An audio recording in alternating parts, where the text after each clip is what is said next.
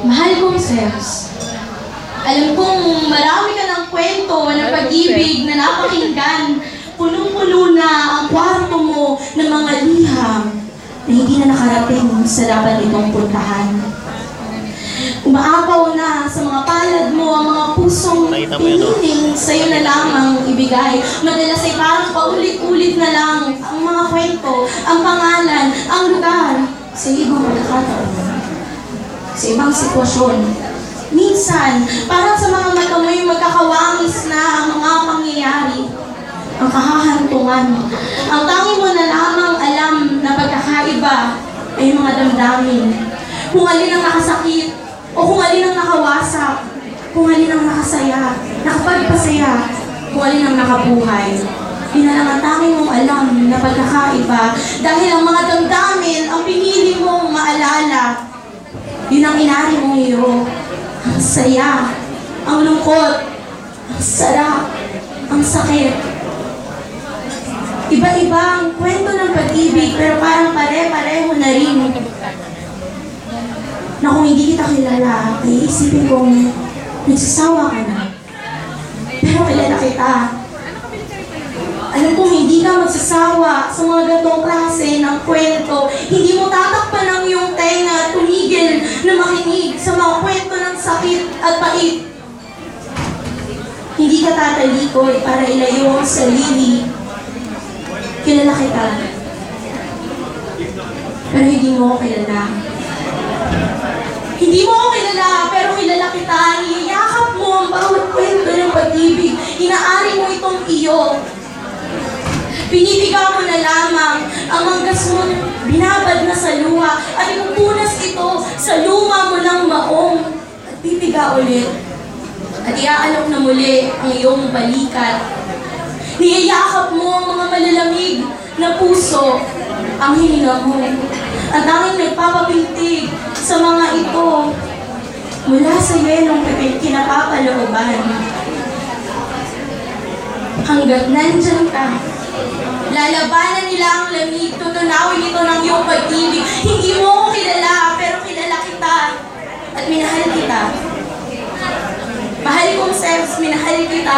Inibig kita sa mga larawan, kung paano malawak na binuksan mo ang iyong mga bisig, tinanggap mo ang lahat. Wala kang tinanggihan, pinapasok mo ang pinakamadilim nilang nakaraan. Pinatuloy mo ang pinakamalalim nilang lihim. Wala kang tinanggihan. Pinapasok mo sila at dito, sa loob mo, dito mo sila pinagpagpag ng dumi.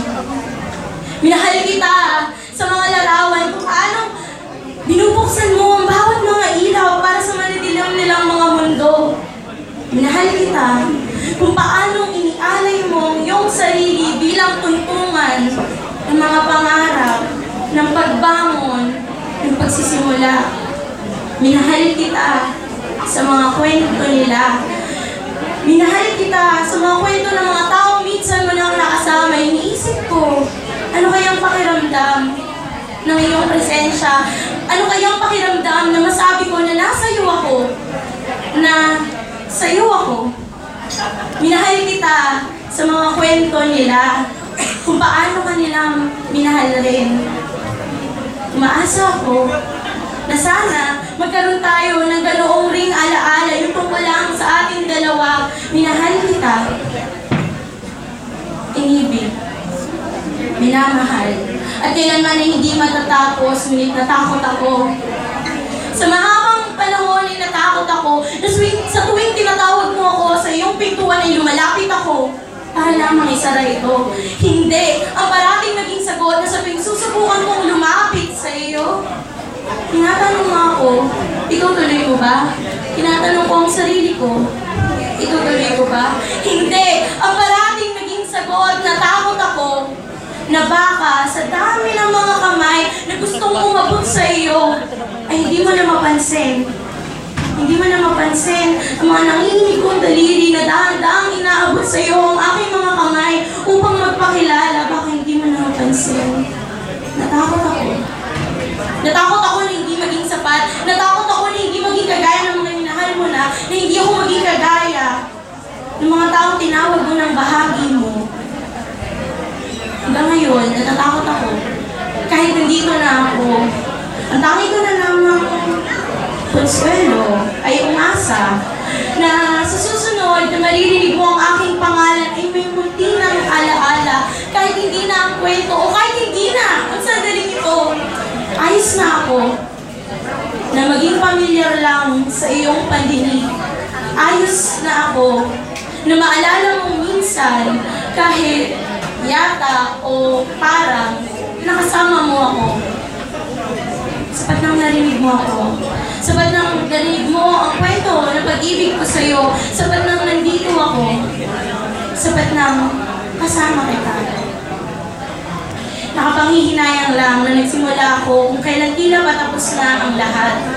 Pero salamat sa pagtanggap sa pahabol kong sulat bago mo isara ng tuluyan ang iyong pintuan. Hindi ka nagsasawa, alam ko, ang mga kwento, ang mga liham na puno na dito sa kwarto mo na hindi na nakarating sa dapat nilang puntahan, ang mga pusong umaapaw sa iyong mga palad na pinili na namin sa iyo bigay.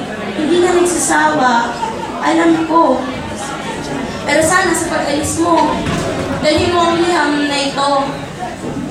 Ang kwento ng pag-ibig ko para sa iyo. Isang liham na may pangalan mo, na kung saan nakasulat ang numero at pangalan ng kalyeng ito, isiksik mo sana sa bulsa ng iyong maleta. Ang kwentong ito, ang sulat na ito, dahil sa iyo ito patungo, kalakip nito, ang puso ko, ang bahagi ng puso ko, na inukitan ko ng pangalan mo. Sana, dalhin mo. Huwag mong kakalimutan. Hanggang sa muli, hanggang sa susunod na kwento, mahal kong Sebs. Patuloy na umaasa.